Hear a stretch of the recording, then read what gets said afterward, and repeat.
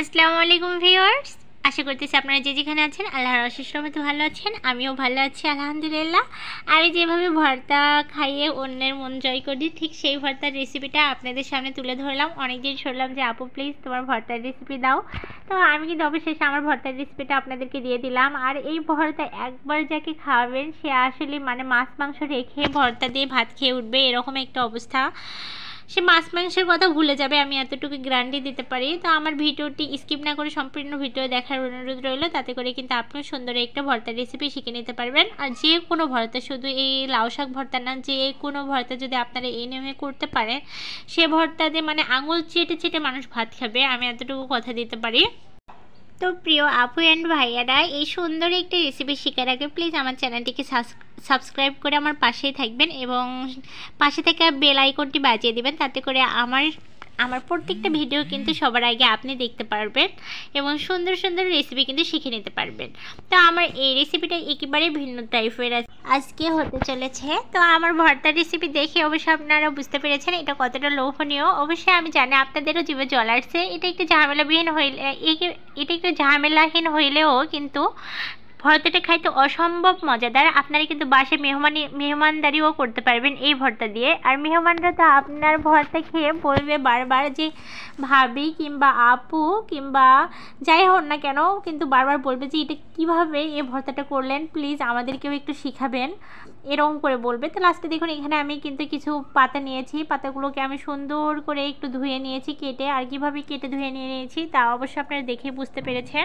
তারপর আমি এখানে যা অ্যাড করবো তা হচ্ছে হলুদ এবং লবণ দেওয়ার পর আমি এটাকে কিন্তু চুলাতে দিয়ে কিন্তু এক কথায় আমি সিদ্ধ করে নেব। সিদ্ধ করে নেওয়ার পর এখানে নিয়েছি আমি দেখুন 4টা পেঁয়াজ এবং কিছু রসুনের কোয়া নিয়েছি। এগুলোকে আমি সুন্দর করে ভেজে নেব। এখন বাজে রাত 9টা, আর রাত 9টার দিকে আমি চটফট এই ভর্তাটা করে নিচ্ছি। সময় লাগে বলতে খুব বেশি সময় লাগে না এই ভর্তাটা করতে। তো যাই হোক, এটা আমার ভাজা শেষ, এটাকে কিন্তু আমি এখন উঠিয়ে নেব। সুন্দর করে তেল ছড়িয়ে উঠে নেওয়ার পর কিন্তু আমি এখানে কাঁচা শুটমরিচ দিয়েছি, শুটমরিচগুলোকে একটু ভেজে নেব। তো ভাজে নেওয়ার পর দেখুন এরকম একটা আমি ঘাটুনি নিয়েছি। নেওয়ার পর কিন্তু এটাকে আমি সুন্দর করে একদম ভর্তাটা করে নেব, এটা দিয়ে আমি সুন্দর করে একদম ঘেটে নেব। এক কথা আমার এখানে ঘাটা হয়ে গিয়েছে।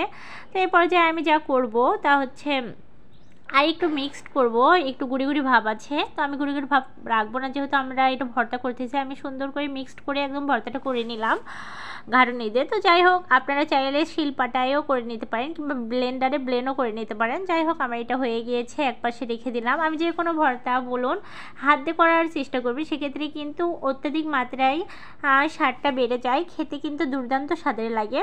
তো আমার কিন্তু আজকের এই ভর্তার রেসিপিটা একেবারেই ভিন্ন টাইপের হতে চলেছে, আমি আবারও বলতেছি। দেখুন এখানে আমি সুন্দর করে কিছু মরিচ নিয়ে টালিয়ে নিলাম। নেওয়ার পর কিন্তু এখানে আমি সরিষার তেল দিয়ে দিলাম একটু। তো আমি একটু তেলে দিলাম, পরে আবার আমি যেহেতু তেলানি করব তখন কিন্তু আমার আবার তেল লাগবে। এখানে আমি নিয়েছি রসুন এবং পেঁয়াজগুলো দিয়ে দিলাম। আর এখানে আমি কী পরিমাণ রসুন পেঁয়াজ অ্যাড করেছি তা অবশ্যই আপনারা দেখেই বুঝতে পেরেছেন। আমি তো প্রথমেই বললাম এই খাবারটি আপনি কিন্তু মেহমানকেও খাওয়াইতে পারবেন ভর্তাটি। আর মেহমানরা খেয়ে তো বললাম আঙুল চেটে চেটে খাবে, এমন একটা আমারই হাসি পাচ্ছে। হ্যাঁ, এটাই সত্যি, হাসি পাইলেও এটাই সত্যি, তারা কিন্তু আঙুল চাটতে থাকবে এই ভর্তাই খেয়ে। তো যাই হোক, আমি এখানে সুন্দর করে দেখুন মেখে নিলাম। মেখে নেওয়ার পর দেখুন কি একটা কালার আসছে, মনে হচ্ছে এগুলো দিয়ে আমি এখন ভাত খাই, ঝাল ঝাল লাগবে, উফ সেই মজা লাগবে কিন্তু খাইতে। যাই হোক, এদিকে আমার এটা হয়ে গেছে। আমি সবগুলো লাউ শাকের পাতাকে আমি এখানে দিয়ে দিলাম। দিয়ে দেওয়ার পর কিন্তু হাত দিয়ে আমি কিছুক্ষণ মিক্সড করে নেব, ভর্তাটা করে নেব সুন্দর করে, হাত দিয়ে নাড়িয়ে নাড়িয়ে ভর্তাটা করে নেব, তাতে করে কিন্তু ভর্তাটার স্বাদ আরও দ্বিগুণ হয়ে যাবে। যাই হোক, আমি এখানে নাড়িয়ে নেওয়ার পর একটু একটু পানি পানি ভাব থাকবে। তো আমাদের কাজ কিন্তু এখনই শেষ না, আরেকটা শেষ পর্যায়ে আমাদের কাজ যা করতে হবে তা হচ্ছে আগে এটাকে সুন্দর করে মিক্সড করে নেওয়ার পর অন্য জায়গায় কিন্তু আমাদের রসুন এবং পেঁয়াজ কেটে নিতে হবে। তো এটা হয়ে গেছে। এখন আমি রসুন এবং পেঁয়াজ কেটে নিয়ে আসলাম। দেখুন আমি এখানে কি পরিমাণ রসুন পেঁয়াজ দিয়েছি। আমি এখানে প্রায় বড় একটা পেঁয়াজ দিয়েছি এবং রসুনের কোয়া দিয়েছি কয়েকটা। দেওয়ার পর আমি এখানে কিছু সরিষার তেল দিয়ে দিলাম। সরিষার তেল দিয়ে দেওয়ার পর আমি চুলাটাকে জ্বালিয়ে দিলাম। দেওয়ার পরে কিন্তু আমি এটাকে ভেজে নেব। এরপর যে আমার ভাজা যখন হয়ে আসবে তখন কিন্তু আমি এই ভর্তাটাকে এখন দিয়ে দিব। উফ, এই ভর্তাটা দ্বিতীয়বার তেলানি দেওয়ার ক্ষেত্রে যে পরিমাণ টেস্ট বেড়ে যায়, এটা আমি কেমনে আপনাদেরকে বোঝাবো বলুন। এটা আসলে আমার বোঝার কোনো ক্ষমতা নেই। আপনাদেরকে কিভাবে বুঝাইলে হয়তো আপনারা বুঝবেন, এরকম ভাষা আমি খুঁজে পাচ্ছি না। তবে এতটুকুই বলবো, নতুন রাঁধুনি আপু এবং ভাইয়া অ্যান্ড আপু যাই দেখুন না কেন আমার ভিডিওটায় একবার অন্তত এভাবে ভর্তা করে খাওয়ার চেষ্টা করবেন। কোথা থেকে স্বাদ আসবে না বলুন। একটা ভর্তাকে আমি কোন পর্যায়ে থেকে কোন পর্যায়ে ভর্তা করে দেখাইছি অবশ্যই আপনারা বুঝতে পেরেছেন। খুব অল্প সময়ে লেগেই কিন্তু আমি ভর্তাটা করেছি, কিন্তু দুর্দান্ত স্বাদের হয়েছে। কারণ আমি এখানে রসুন, পেঁয়াজ, তেল সব কিছুই কিন্তু অনেক বেশি অ্যাড করেছি, যার ক্ষেত্রে কিন্তু ভর্তাটা খাইতে অসম্ভব টেস্টি হয়েছিল। অবশেষে আবার আপনাদেরকে একটা কথা বলতে চাই, প্লিজ আমার চ্যানেলটিকে সাবস্ক্রাইব করে আমার পাশে থাকবেন, পাশে থেকে বেল আইকনটি বাজিয়ে দিবেন। তাতে করে কিন্তু আমার প্রত্যেকটি এত সুন্দর ভর্তা থেকে সমস্ত রান্নার ভিডিও কিন্তু আপনাদের সামনে সবার আগে উপস্থাপন করবে ইউটিউব ম্যানরা। তো যাই হোক, অবশেষে আমার রান্না হয়ে গিয়েছে। দেখুন আমার ভর্তার কালার, আলহামদুলিল্লাহ।